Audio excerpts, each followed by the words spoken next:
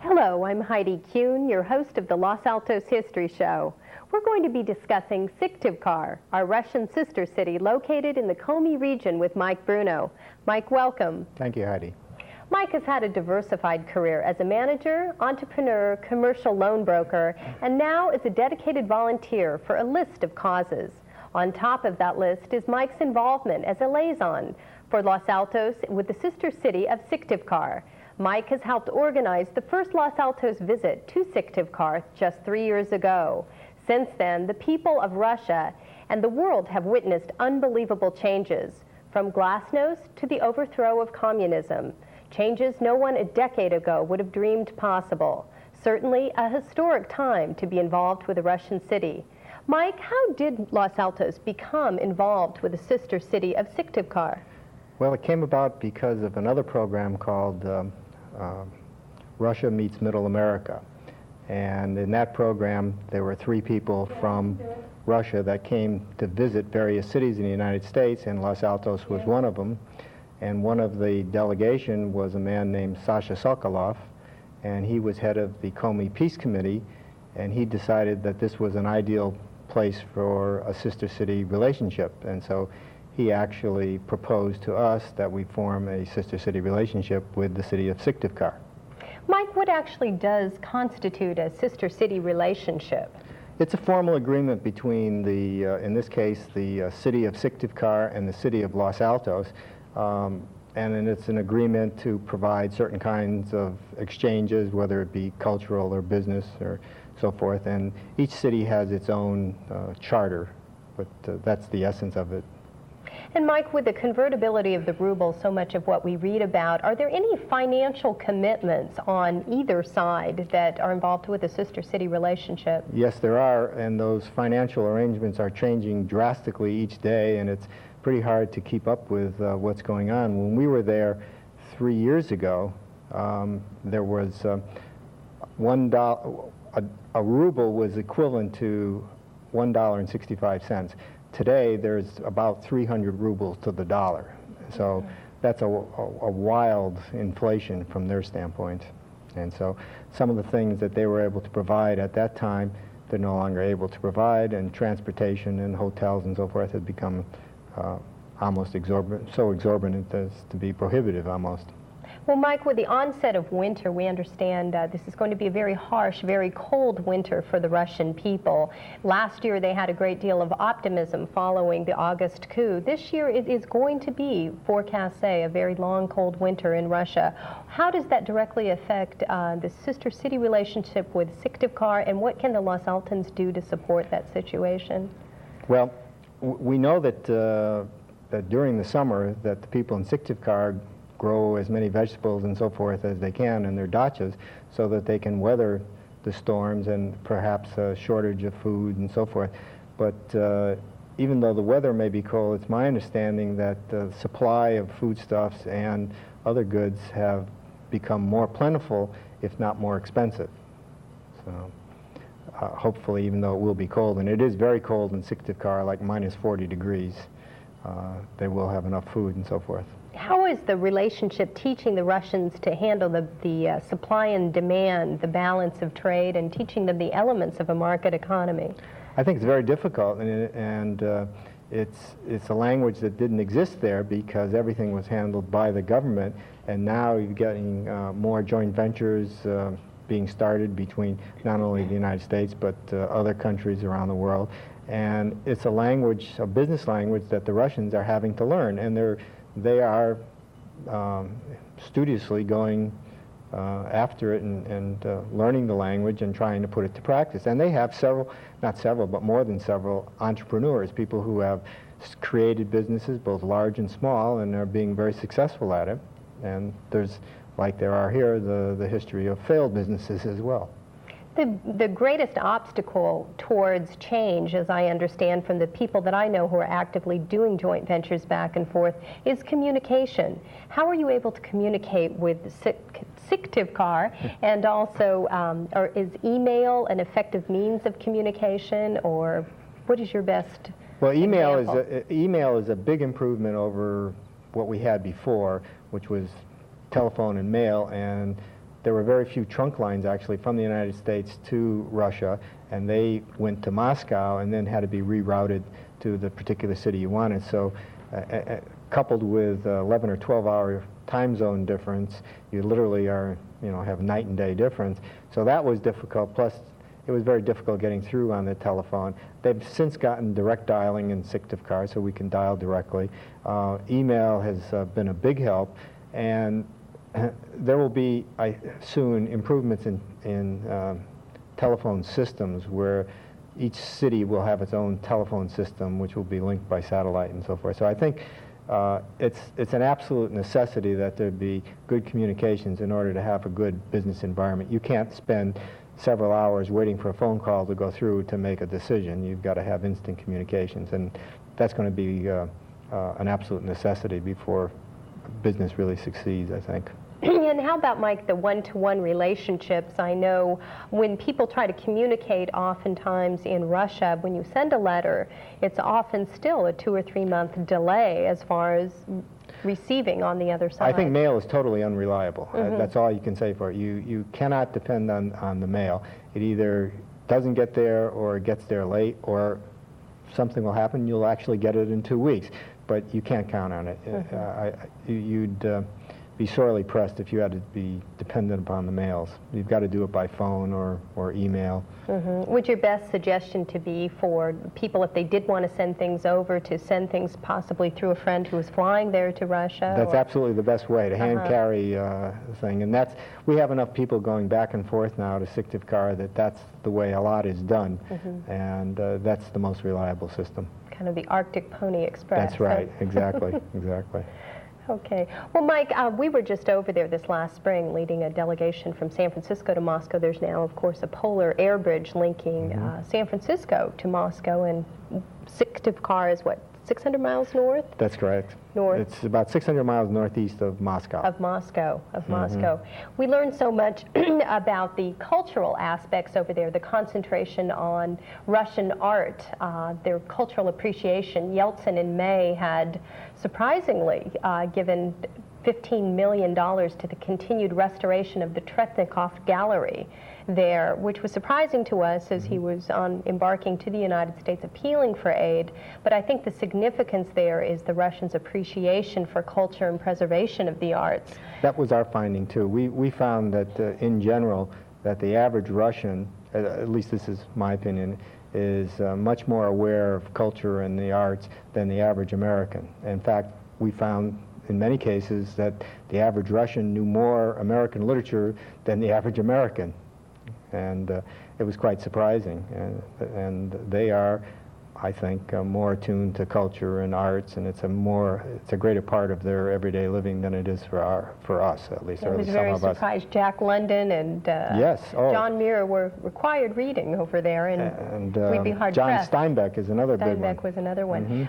Mike, can you just briefly explain some of the artifacts here on the table that you were able to share with us?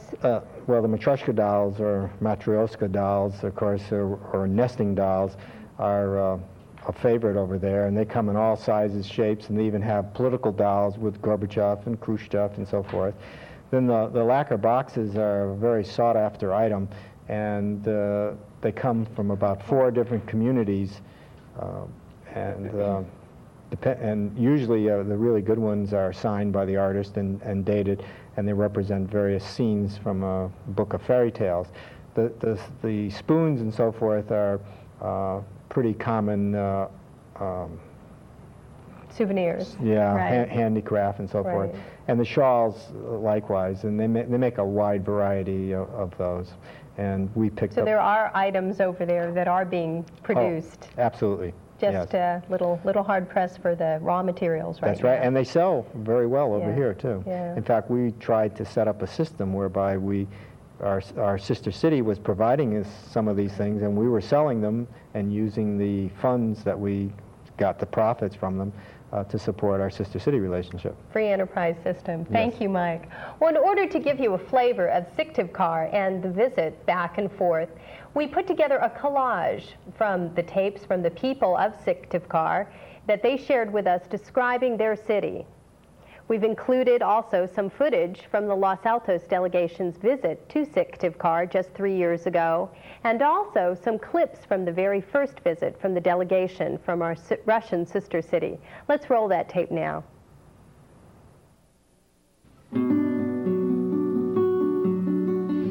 Syktyvkar is 600 miles northeast of Moscow in the Komi region of Russia. This map indicates its location within Russia, as well as its proximity to Norway, Sweden, and Finland. Syktyvkar is approximately the same latitude as Anchorage, Alaska, so the weather is cold 9 months of the year. Syktyvkar is a relatively young city. In the 19th century, there were only 2 stone buildings and no paved roads. But as you can see, Syktyvkar now boasts of a modern skyline. It reminds you of the American city of Minneapolis in the winter months. Established in 1876 as the most northern industrial cities, it is now a city of 250,000 people. It was built according to the general plan adopted in Leningrad, now St. Petersburg, and is very reminiscent of St. Petersburg with its wide boulevards, parks, and squares. The main industries are plastics, textiles, and paper. People go about their day, much as they do here in Los Altos, only with snow, of course.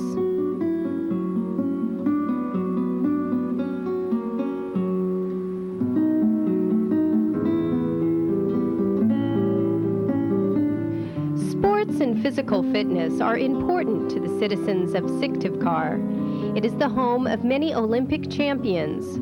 Swimming and winter sports of skiing and ice skating are the primary sports people engage in and enjoy here. The arts are important as well to the people of our sister city. Many Russian masterpieces reside in the museums. The main focus of the art world here is on portraiture, nature, and landscape paintings. In the evening, citizens may enjoy an evening at the theater. This evening's performance, for example, is a musical comedy directed by a local director. Or you may take in a ballet at one of the dance theaters. Ballet is one of the passions of Russian people. Admire the beautiful costumes and the liveliness of these folk dances.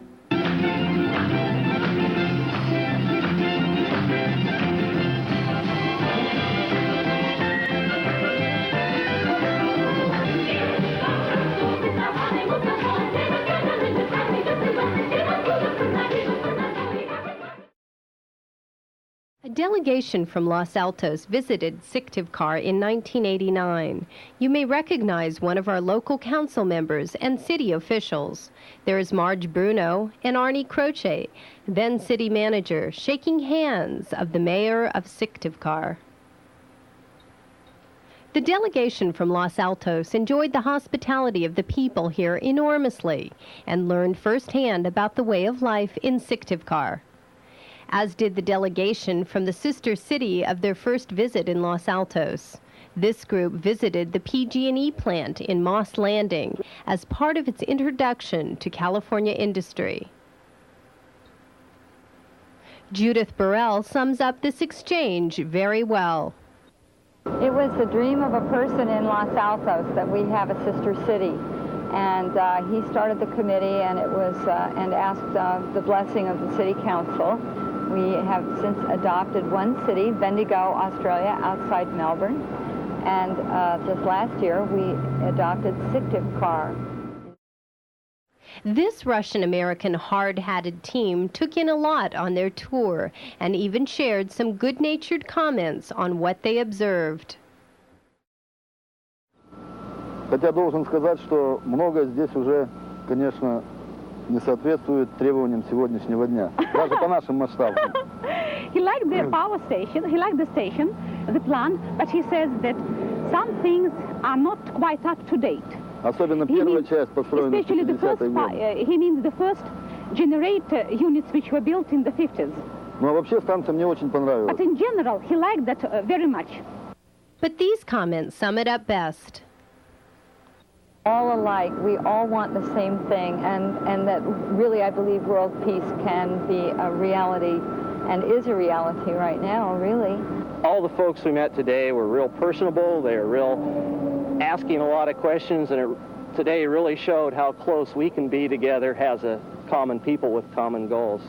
Самое хорошее впечатление, вот у меня лично, да, я думаю, у каждого из членов нашей делегации, самое хорошее впечатление об американском народе, о его приветливости, дружелюбии, доброжелательности. И вообще я уеду отсюда с тем чувством, что, ну, с непониманием, что ли, почему мы много лет пытались конфронтировать друг с другом вместо того, чтобы сотрудничать.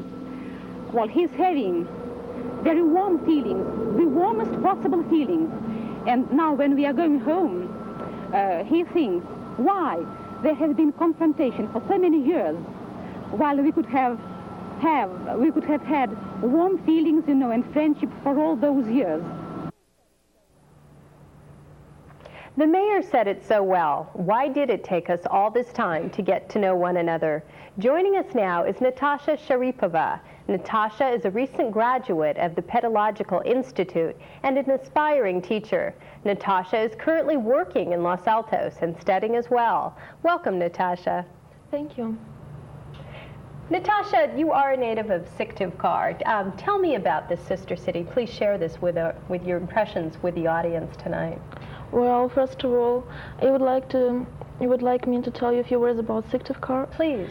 So, Syktyvkar, I think, is a very nice city, though it is situated really in the north region of our country, but it's very nice in summer and it's very nice in winter. And I think in summer it looks a little bit like Los Altos.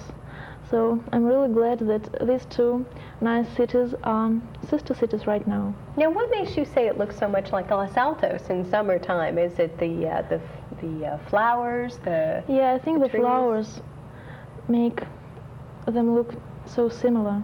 Uh-huh. You might mention the White Nights. The White Nights. Now, Mike, tell us about the White Nights. Well, it's daylight in July, or in the latter part of June and July. It's daylight almost 24 hours a day. Right, because it's on the same latitude as Anchorage, Alaska. Yeah, so you have really the land of the midnight sun up there. So you were able to enjoy the beauty for a longer period of time.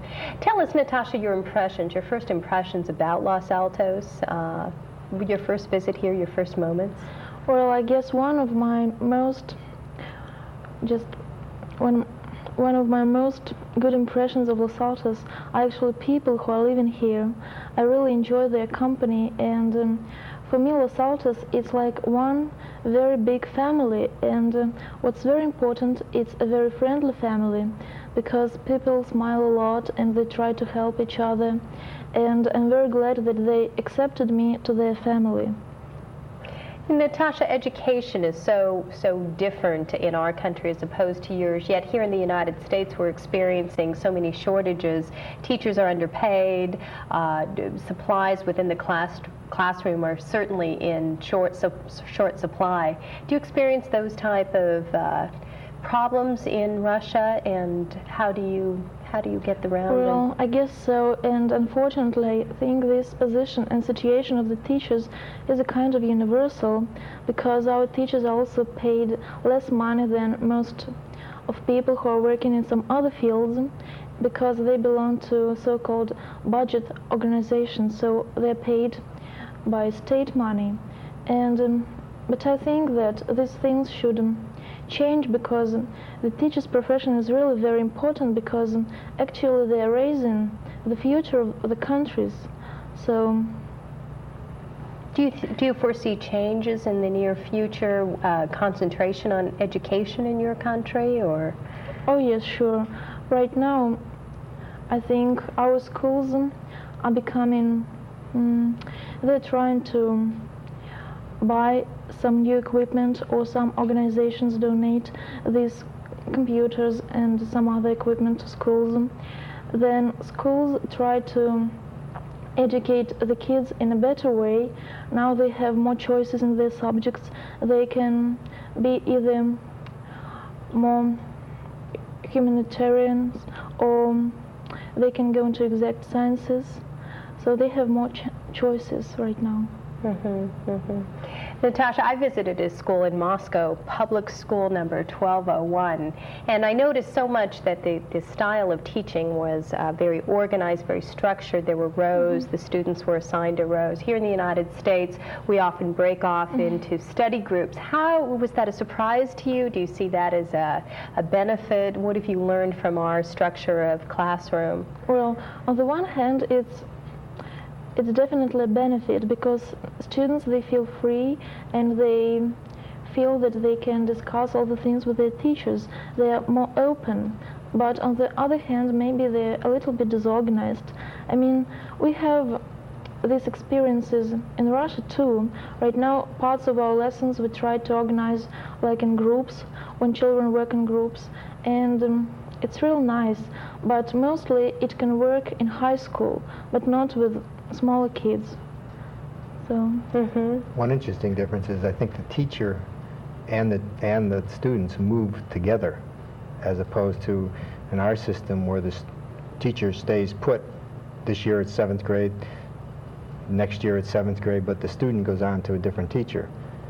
Don't you move with the teacher? that's true. Our Now kids, that's interesting. You mean the teacher is assigned to the student, say in Yes, first grade, so sure. you will be the teacher in second Yeah. grade, so you grow with the students. That's right. For example, I had a teacher of English at school, and actually he taught me English from the age when I was 8 years old until I was 17. Really? Really? That would have been a real disadvantage for me. Now, why is that, Mike? We'll talk about that in our next show. The continuity there of the same teacher, do you find that you're able to adapt to their style of teaching? What are the benefits from your point of view? First of all, I guess if the teachers are changed from one year to another year, then each teacher brings his own mistakes to the kids. So they they're experiencing more mistakes from the teacher's side. And the benefit of this system is that the teacher, he actually knows the children, knows their psychology, and they're becoming more like friends. For example, we felt like we were in one family now during our lessons of English, and it was real nice. And how does your teacher feel about you being here in the United States? Well, I'm sure he's very excited, and he's very happy for me. Has he Obviously did a good job. did a very good job, absolutely a very good job. Has he been here in the United States yet? No, or- no. So his sense of duty is passed on through you. That's wonderful. That's wonderful. Natasha, there's many, many changes right now occurring in the former Soviet Union. How have those changes, you grew up in what was the Soviet Union, how does that change, the dissolving of the Soviet Union, affect you as an individual? Well, first of all, of course, we had to learn a lot more things about our own country. Then we had to change some points of view, probably. And at first, the whole thing was so surpriseful. It was just surprising and amazing. But now we are kind of adapted to these changes. We're just living in them. And so we are just hoping for the best. Are people very sensitive towards joint ventures as a means of really helping the Russian society to succeed, whether it be European or American joint ventures? Yes, I think so. Joint ventures right now are really welcome in Russia, and I think both sides benefit from them, not only Russian side, but also foreign side. What would your advice be to an American entrepreneur or business person interested in investing in Russia? What would your advice be at this particular time? Well, it's really hard to say. I'm not an Are there expert. opportunities in Syktyvkar? Is there natural There resources? are great opportunities. What would be available to a prospective business person interested in Syktyvkar? Is it industry? It's industry, it's forest industry. We have gas, oil, coal. So we have lots of mineral resources. And, well... Mike, what is your impression as an American business person, having traveled over there? Well, first of all, the former Soviet Union is a vast potential market for all kinds of products. And then they have some of the world's largest deposits of various minerals, and as Natasha said, gas and oil, coal, timber, paper, cardboard, and so forth. So they represent not only a huge market opportunity, but they also represent a tremendous supply. They also have, they're probably leading the world in metallurgy, and so they have a lot of technological skills that they can... The biggest problem seems to be convertibility of the ruble, really, just finding a common denominator so that trade can effectively occur between both countries. Would you agree with that? Well, it's not a hard currency yet, and so that is the stumbling block. That's been the thing that has been the problem with most joint ventures in the past, is how do you repatriate the money that you've made over there? You can't convert rubles to dollars or pounds or anything else, and so one of the things that has to happen, and they're moving in that direction, is the ruble has to seek its level relative to other currencies of the world and become a hard currency. And very briefly, what is your forecast? It's going to be a very long, cold winter, as it always is in Syktyvkar, but do you have a feeling of hope for your country on this pivotal point in history? Sure. People just have to hope, and then I'm sure that all these changes, I mean, people usually have hard times probably when they're actually going through the changes, but then they come to something real nice and happy. Natasha, you're certainly a wonderful ambassador for your country, and we really appreciate having you here as a guest in our city of Los Altos. And Mike Bruno, thank you so much for initiating this and getting this whole process started. Thank you very much. Hope there are many. The very fact that we're sitting here discussing these events is comment enough about how much has changed in such a short period of time. Certainly the timing of adopting Syktyvkar as a sister city is historic. We're delighted to have Natasha from our sister city of Syktyvkar, and of course Mike Bruno of Los Altos to join us. And of course, we look forward to seeing all of you next time. Thank you for watching the Los Altos History Show. Good night.